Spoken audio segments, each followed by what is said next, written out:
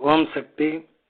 சக்தியில் அனைவருக்கும் என்னுடைய அன்பான வணக்கம். சக்தியிலே சென்னையை சேர்ந்த ஒரு இளைஞருங்க, பேர் சஞ்சய். இந்த தம்பி வந்துங்க எல்லா இளைஞர்களும் செய்ய மாதிரி தான் அந்த லேஸு சிப்ஸ் எல்லாம் இப்போ அதிகமாக சாப்பிட்றாங்க இல்லைங்களா. இந்த பாக்கெட்டில் போட்டு விற்கிற அந்த தீனி தானே அதிகமாக திங்கிறாங்க. இந்த பையன் தான் மிக அதிகமாக சாப்பிட்ட காரணத்தினாலேங்க 12வது படிக்கும் மாணவன் வயிற்று வலியால் அவதிப்பட்டு டாக்டர் போய் குணமாகாமல் அம்மாட்ட வந்தாங்க. அம்மா சொன்னாங்க, இனிமேல் சிப்ஸு சாக்லேட்டு இதெல்லாம் சாப்பிடாதே, நான் பார்த்துக்கிறேன் அப்படின்னு அம்மா சொன்னாங்க. அதே மாதிரிங்க சாப்பிட்றத விட்டுட்டான். அதன் காரணமாக வலியில் எதுவுமில்லை, நல்ல முறையில் ஆரோக்கியமாக இருக்கிறான். சில வாரங்களை கழித்து அவங்க அப்பா நிறையா நொறுக்கு தீனி வாங்கிட்டு வந்திருக்காரு.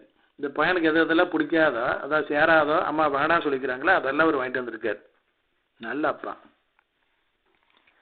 அதைய இந்த பையன் சிறுவன் தானே ஆர்வ மிகுதியால் பழையபடிய லேசு சிப்ஸ் எல்லாம் எடுத்து சாப்பிட்டானுங்க.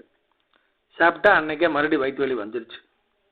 அப்புறம் அம்மா வேண்டாம் கண்ணீர் விட்டு அம்மா கனவுன்னு சொல்கிறாங்க, நான் தான் சொன்னதில்ல சாப்பிட வேண்டாம்னு சொல்லி, நீ ஏன் மீறி சாப்பிட்ட, சரி கவலைப்படாத.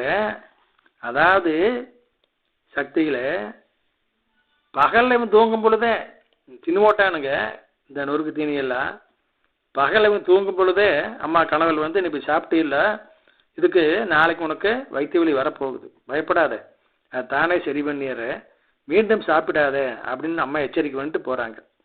அதே மாதிரிங்க இந்த பையனுக்கு அடுத்த நாள் வயிற்று வலி வந்துருச்சு, துடிக்கிறான். அப்புறம் அம்மாவை வேண்டாம், அது தானே கொஞ்ச நேரத்தில் சரியாயிடுச்சுங்க.